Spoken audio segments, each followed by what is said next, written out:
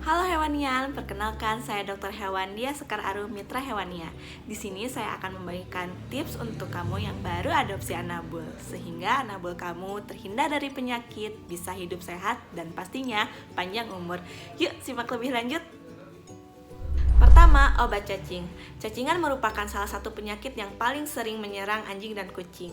Bahkan beberapa jenis cacing dapat ditularkan oleh induk hewan sendiri ketika anabul masih dalam kandungan atau masih dalam proses menyusui. Cacing ini hidup sebagai parasit di saluran pencernaan anjing dan kucing. Lalu si cacing ini dapat mencuri nutrisi dan menurunkan sistem imun anabul kamu, sehingga sebanyak apapun makanan yang anabul kamu makan, anabul akan cenderung lebih tampak kurus dan buncit akibat investasi dari cacing tersebut. Diare, muntah, dan badan yang kurus merupakan gejala yang paling mudah kalian amati. Dikarenakan hal inilah, obat cacing wajib diberikan secara rutin.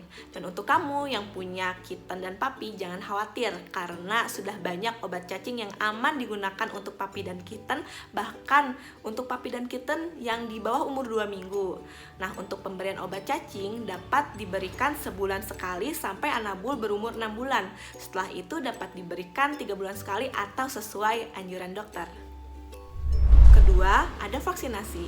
Virus distemper dan parvo pada anjing, lalu virus panleukopenia pada kucing merupakan kasus harian klinik yang tinggi kematiannya, kemudian memakan biaya perawatan yang mahal untuk anabul yang terkena. Vaksin dasar DHPPI diberikan ketika anjing berusia 2 bulan, kemudian dilanjutkan dengan vaksin DHPPIL ketika anjing berusia 3 bulan.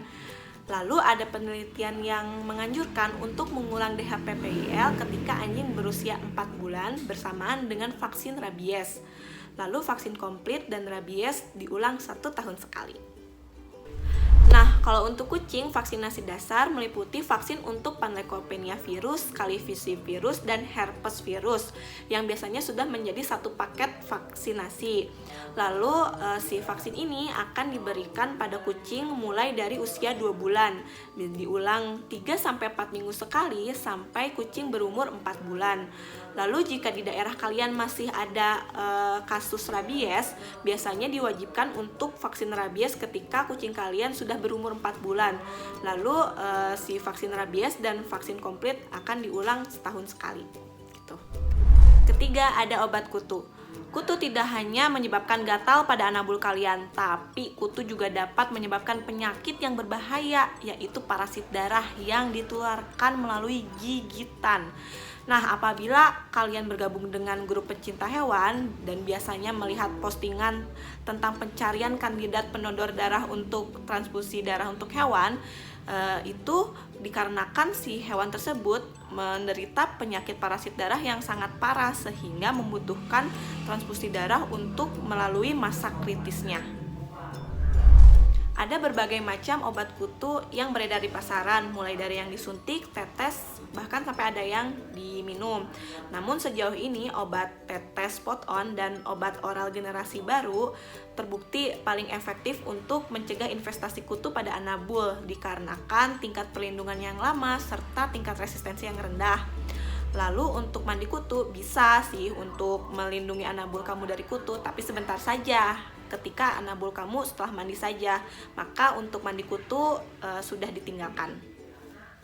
Keempat, ada sterilisasi. Banyak pemilik hewan yang ingin anabulnya beranak 1-2 kali, atau banyak juga pemilik hewan yang tidak tega melihat anabulnya dioperasi. Namun, tahukah kalian, untuk sterilisasi malah terbukti dapat meningkatkan kualitas hidup anabul, bahkan mencegah anabul dari penyakit organ dalam seperti kanker dan tumor. Sterilisasi pada anabul betina dapat mencegah anabul dari infeksi rahim bernanah atau pyometra, tumor dan kista ovaris, serta tumor mamari. Untuk sterilisasi pada Anabul jantan dapat mencegah anabul dari kanker prostat dan tumor testis. Nah, untuk sterilisasi pada anjing juga dapat menghindari penyakit yang ditularkan melalui aktivitas kawin seperti TVT atau Transmissible Venereal Tumor. Nah, untuk kalian yang ingin menjadwalkan anabul kalian steril, sebaiknya di usia 6 bulan ya, karena untuk memastikan anabul kalian siap dan aman untuk menjalankan prosedur steril. 5. Ada nutrisi yang seimbang. Kamu bisa memberikan semua perawatan yang saya sebutkan tadi, namun jika tidak dibarengi dengan nutrisi yang seimbang, maka tetap saja anabul kamu jauh dari kata sehat. Mulai dari masalah pencernaan, masalah hormon, masalah kulit, sampai masalah saluran kencing bisa anabul kamu alami jika tidak mendapatkan asupan nutrisi yang seimbang. Lalu, jenis makanan apa yang sebetulnya harus kamu pilih, dan apakah benar makanan yang mahal menjamin kesehatan anabul kamu? Jawabannya belum tentu sih. Jangan pernah termakan dengan iklan slogan-slogan tentang produk natural, grain free, holistik, dan yang lain sebagainya. Tetap saja harus didiskusikan dengan dokter hewan apakah produk yang sedang kamu pertimbangkan sudah sesuai dengan panduan World Small Animal Veterinarian Global Nutrition untuk memastikan kualitas nutrisinya dan keamanannya.